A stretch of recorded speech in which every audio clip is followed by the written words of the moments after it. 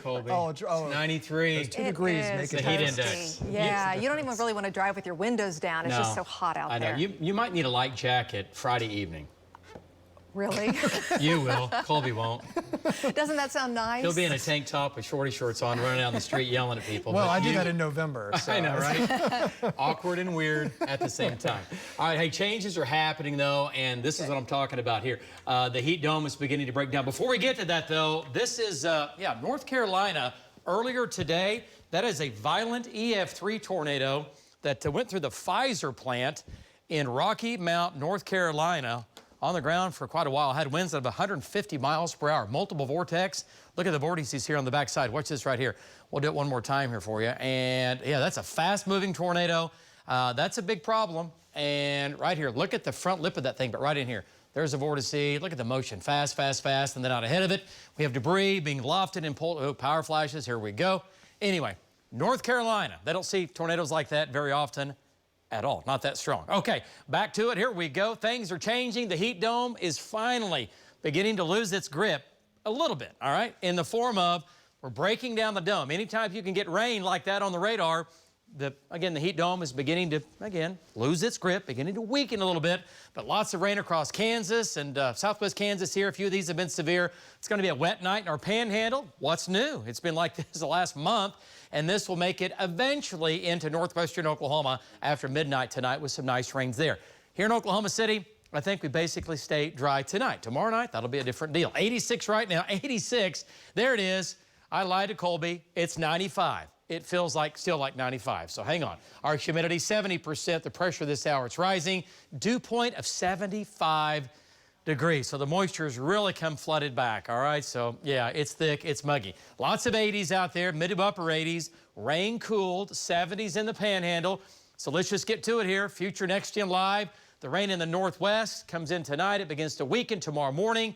Tomorrow looks mainly dry, completely dry, really during the day. Watch what happens here. That ball of energy I was showing you at the top of the newscast, that is now in Nevada, a little ball of energy making its way east. Guess what? It goes through Utah tonight, Colorado tomorrow, and then tomorrow afternoon at 6 o'clock, thunderstorms erupt across Colorado. There's 10 o'clock tomorrow night. These are going to be severe storms coming out of our panhandle into Harper and Ellis County at 10 o'clock.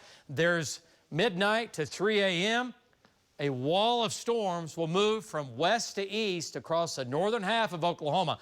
The strongest storms will be in the north, the northwest, and back into the panhandle, at least with the stronger winds. And then even through 6, 7, 8 o'clock Friday morning, this is all just light rain in here. And then by Friday afternoon, it's pretty much over with, and that'll be the end of that. Rainfall amounts are going to range from 1 to 3 inches across the panhandle, northwestern, northern Oklahoma, where your drought continues. We'll put a little dent in it, into northeastern Oklahoma.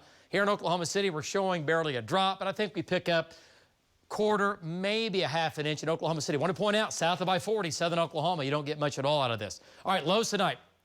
Mid to upper 70s, warm. Front comes into northern Oklahoma tonight. It's kind of hanging around there right now, but that's not the main front. Tonight and tomorrow morning, a little rain in the northwest, scattered showers across the north in the morning, and not much going on with that. And then highs tomorrow, a little cooler behind the front. The front starts to come south. 92 in Ponca City, 103 in Ardmore, 95 in Oklahoma City, a little cooler. And then tomorrow evening, 9 o'clock to midnight, Woodward, Alva, big storms come in there with wind and hail. And then look what happens tomorrow night into Friday morning. A wave of scattered showers and storms comes down to pretty close to I-40, northern Oklahoma. I think it's a done deal for you. You're locked in. A low to a moderate threat of severe weather, large hail, damaging winds.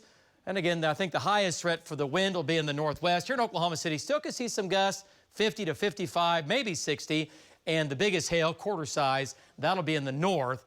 And that's about it. So, hey, highs Friday, 80s. How about a 79 in Woodward? And that'll be it. The weekend looks pretty good. Looks great. 80s for highs into Saturday, 92 Sunday.